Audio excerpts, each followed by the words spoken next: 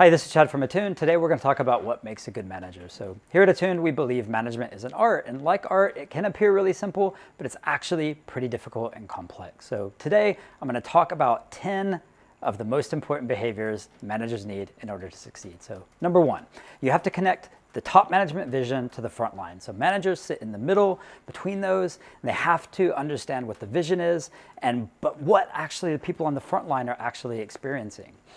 Those experiences can be very different, and as a manager in the middle, you have to be receptive to both sides, but you have to connect it so that both sides understand what's happening. Number two, you have to understand each individual. So you have a lot of different personalities in the team, a variety of different backgrounds, and they'll all have different motivators. So people that have different values and motivations than you, they really bring out the true skills of a good manager. Understanding those motivations will help you to change the way you communicate into a way that feels very natural, but really relates to each person that you're managing.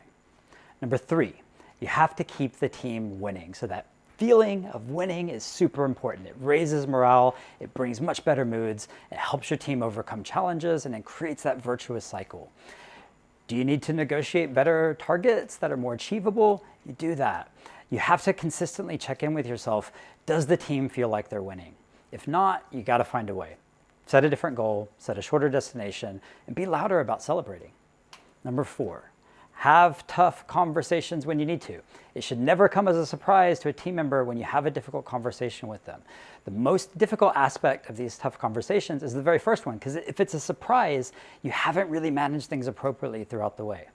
Once you have that first conversation, just clearly talking about the issues that need to be addressed, getting them out in the air, that's going to create transparency. It's going to help create a better environment for your team. Number five, psychological safety. So psychological safety means that each team member feels safe to speak their mind and be open and honest with their communication. They won't feel like their career or their well-being is going to be hindered or attacked if they say something that's hard to hear.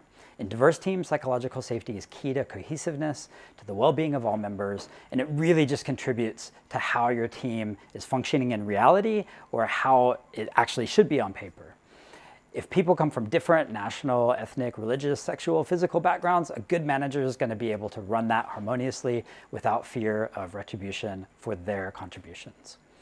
Number six, fast feedback loops. So feedback needs to be delivered timely, especially critical feedback. So the closer you can close the gap between their action or behavior and the timing you want to deliver the feedback, the better it is.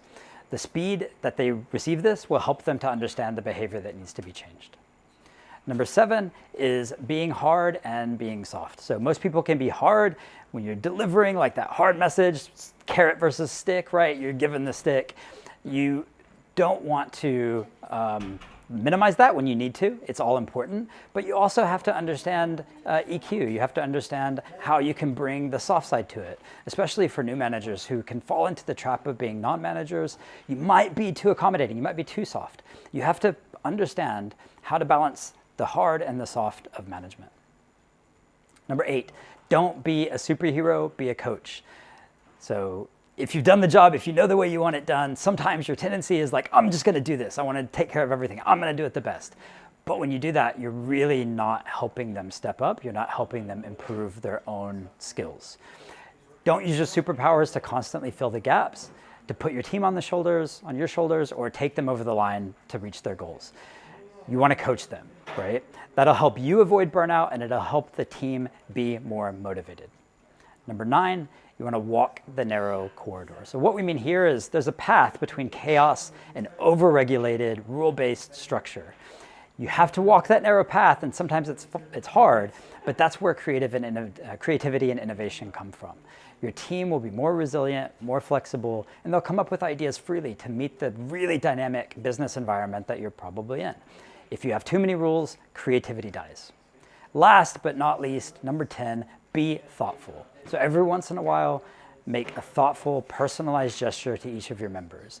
When you learn what they like, when you understand what motivates them, it's easier to make these kinds of gestures, right? It's kind of like listening to your partner. You just pay attention to what they're saying, and you'll kind of figure out what they want and what they need. They'll be flattered because you remembered and you were listening. Do the same for your team.